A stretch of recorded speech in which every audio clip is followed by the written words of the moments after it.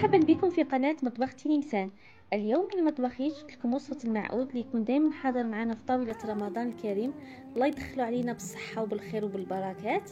بصح بزاف من البنات يخافوا منه ينحلهم في الزيت. اذا اليوم المعود ديالنا خدمناه ببطاطا مبشورة روعة وبنين بزاف وما ينحل ما يتفتت ما والو، مع انني حطيت لكم المعود الاصيل في قناتي، واللي يحب يشوف طريقتي نحط لكم الرابط ديالو في صندوق الوصف. اذا خليكم مع وصفه اليوم وتبعوا المقادير وطريقه التحضير. ولتحضير المعود بطاطا فداوش نحتاج الى كميه من البطاطا. انا هنا البطاطا ديالي راني غسلتها وراني نقيتها وعندي 1 كيلوغرام. هنا الكميه حسب افراد العائله وحسب الرغبه. اول خطوه اللي نبداو بها هي نفدو هكذا لاغاب اللي يكون عندها هكذا العيون كبار. نبداو نغطيو هاد البطاطا تغطى معنا بكل سهوله. شوفوا هاي البطاطا. اذا بنفس الطريقه نغطي كامل كميه البطاطا اللي عندي. نعاود نشوفوا ان شاء الله. كملت وغطيت كامل هذيك البطاطا اللي كانت عندي. شوفوا علاش حنا نسميوها بطاطا فداوش؟ على خاطر الشكل ديالها يشبه الفداوش اللي هو الفيرميسال. دابا بدات تطلق لنا الماء مباشره نفوتوا باش نعصروها. نفدو كميه من البطاطا ونبداو نعصروها. شوفوا كي تخرج لنا الماء عصروها قد ما تقدو. نعاود نفوتو. والحاجه الاولى عملتها قبل ما نعمل هذه العمليه راني عملت كميه من الزيت في المقلاة وعملتها تسخن لي. خاصنا مباشره نفوتو نقليوها ما نخليوها لا تريح لا والو، على خاطر البطاطا قدامها تقعد وهي طلق لنا الماء. اذا الزيت تاعي ريها تسخن نعصر البطاطا. شوفوا شحال ريها تهبط لي الماء. نضغط عليها مليح بيديا ونعاود نشوفكم ان شاء الله. عصرت البطاطا. شوفوا الكميه تاع الماء اللي نحيتها منها. هذا الماء صاي نسيبوه. دابا نفوتو باش نحرجوا عليها. المحراج ديالها كما اللي نحرجوا على المعود. نحتاجو كميه من المعدنوس. نكثروا المعدنوس تجيب لينا بالمعدنوس. حبات من البيض انا عندي هنا 3 وحسب الحاجه. 2 معالق كبيره تاع الفرينه. هنا بالنسبه للكيلو تاع البطاطا نعملوا 2 معالق تاع الفرينه. وكل وحده الا كانت كميه كبيره ضاعف المقادير. اذا الملح حسب الذوق. نصف ملعقه صغيره من فلفل اسود. نصف ملعقه صغيره من الكمون وفص من الثوم.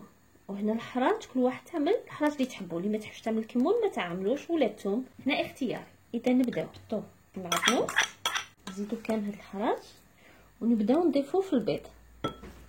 بسم الله نعمل 2 حبات ونشوف.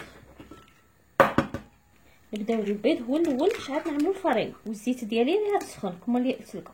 دخلوا داك البيض مليح خلطوها جيدا. هنا عندي ناقص البيض نزيد الحبه الثالثه. دابا نزيدوا لها هذيك الكميه تاع الفرينه. علاش ما نعملوش الفرينه في الاول؟ على خاطر تكورنا. نبداو قبل بالبيض عاد نزيدوا الفرينه. اذا نخلط كل المكونات جيدا ونفوتوا مباشره بعد اللي نخلطوها نقليوها. ما نخليوهاش تريح على خاطر تطلق لنا الماء. حذاري صايريها واجده. نفوتوا للمقلاة. صاي كلشي راه عندي واجد. البطاطا اللي حرجناها راه واجده. الزيت ريها سخونه. وهنا وجدت صحن عملت فيه بابي ابسوربون باش هذاك المعود نحطوه يأطر تما باش يزولو كامل هذاك الزيت. اذا نفوتوا للتشكيل مباشره. شو نفدو كميه هي بيدينا هكذا ونحاولوا نجمعوها بهذه الطريقه. هنا الحجم كل واحد على حسب اللي يحب ونحطوها في المقلاة. نفدو كميه تاع البطاطا هادي ونضغطوا عليها قليلا ونجمعوا كامل الحواف ديالها قد ما نطموها قد ما يزولولناش هذوك الخيطات في البطاطا ونحطوها في الزيت. طريقه سهله. نفدو كميه من البطاطا نحاولوا نشكلوها كره نضغطوا عليها قليلا ونطموا لها كامل الجناب ديالها الحواف ديالها.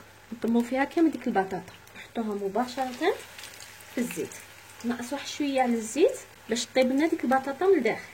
نكمل بنفس الطريقه ونشكل كامل الحبات. اذا كي نحطوها في المقله كامل نخربوش فيها حتى نحسوها. شوفوا هكذا تحمرت من التحت. عاد نقلبوها هكذا مدامها بيضه ما نخربوش فيها سينو تتفرفر لنا حتى اللي تقبض راسها. اذا هاد البطاطا فداوش شويه طول في المقله خاطر البطاطا خضراء ونعطيها الوقت باش طيب لنا بخاطرها. اذا نحمر هاد الخبيزات ولا هاد المعودات ديالنا من الجهتين ونعملهم يقطروا. اذا شوفوا هادو المعودات ديالنا صايروا حماروا طولوا باش ولاو هاد اللون. شوفوا كي ابطولي راسهم راني زدت الحبات مع ما طابوش هاد الحبات. والان مباشره نصفيهم، نعملهم يقطروا لي من الزيت. شوفوا كما تعذبك، ما تنحلك ما والو. هاد الوصفه مليحه بزاف للناس اللي يشكيو بالمعود محلي في المقله وكلشي. هذه مليحه حتى من باب التغيير مليحه. اذا نصفي كامل الحبات. شوفوا نعاود نوريكم هذيك البطاطا. شوفوا اللي خليتها بدات تطلق لي الماء، ها هي دي. اذا كيفاش نعمل؟ نعاود نرفد كميه، نحي هذا الماء نخليه على جانب، ونبقى شويه حتى نعاود نعصر فيها بهذه الطريقه. نعاود نشكلها كرات بنفس الطريقه ونحطها يعني مره من هنا، نحيها من الماء ونشكلها عاود خبيزات. اذا نكمل ونقلي كامل المعقودات ونشوفهم ان شاء الله واجدين في طبق التقديم. راني عاود وليت لكم. شوفوا كي تعصروا ما تعصروهاش بزاف في هذه المرحله، غير قليلا، غير نحيو هذاك الفائض تاع الماء، ماشي تعاود تعصروها كما اللي عصرنا في الاول بزاف، غير قليلا. هذا ما كان، ما نضغطوش بزاف ونشكلوا الخبيزات. ثاني شوفوا انا كي نقلي ماذا بيكم دائما توقفوا الحبات هكذا يقطروا لنا خير من الزيت. هاد الطريقه مليحه حتى مع البوراك مع كل شيء. اذا نخليهم يقطروا ونشوفكم ان شاء الله في طبق التقديم.